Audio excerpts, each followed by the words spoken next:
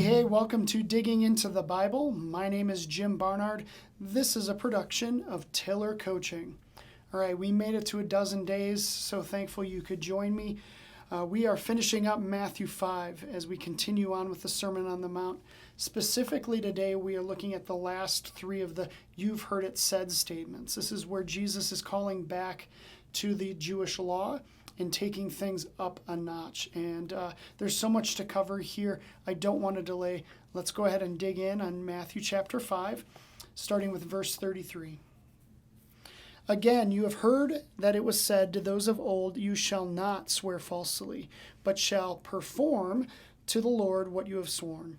But I say to you, do not take an oath at all, either by heaven, for it is the throne of God, or by earth, for it is his footstool, or by Jerusalem, for it is the city of the great king.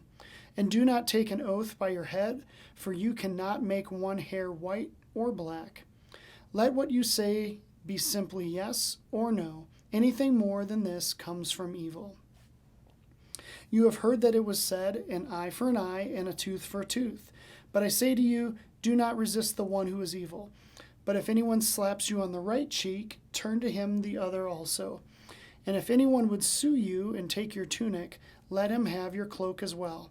And if anyone forces you to go 1 mile, go with him 2 miles. Give to the one who begs from you, and do not refuse the one who would borrow from you. You have heard that it was said, you shall love your neighbor and hate your enemy.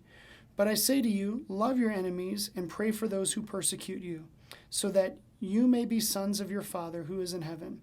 For he makes his sun rise on the evil and on the good, and sends rain on the just and on the unjust. For if you love those who love you, what reward do you have? Do not even the tax collectors do the same? And if you greet only your brothers, what more are you doing than others? Do not even the Gentiles do the same? You therefore must be perfect, as your heavenly Father is perfect.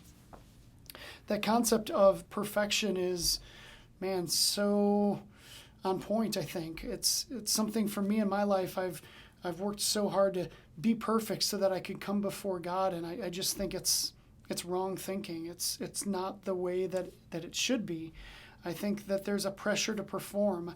In that first verse, verse 33, it used that word perform. I tried to slow down and point it out when it came, because there's a pressure to perform to perfection. And it calls back to this thought of yesterday of this uber expectation gap where, we've got the minimum standard of the Jewish law. And if we can do that, we'll earn our way into heaven. But Jesus is saying, why stop there? Let's go all the way to perfection, because that's what I'm doing. So why don't we all do it? Let's get there. But both of these levels, these expectations, are unattainable for us. We live down here in reality where we are sinful and we are broken, and we just can't earn our way up. We can't perform. We can't get to the level of perfection. And I really was churning about this thought, and I remembered this book by Tim Keller. It is The Freedom of Self-Forgetfulness. Excuse me. COVID, just kidding. Tim Keller argues in this book that our goal is to forget ourselves and put our focus fully on Jesus. If we focus on ourselves to any degree, we can't put our focus fully on him. And he likens this minimum standard of the Jewish law to a spiritual legal case. There's a verdict, and it's either you're in or you're out, or you're guilty or you're not guilty. And check out this statement that he says. I think it's really profound. Self-forgetfulness, putting our focus fully on Jesus, takes you out of the courtroom. The trial is over and the verdict is in.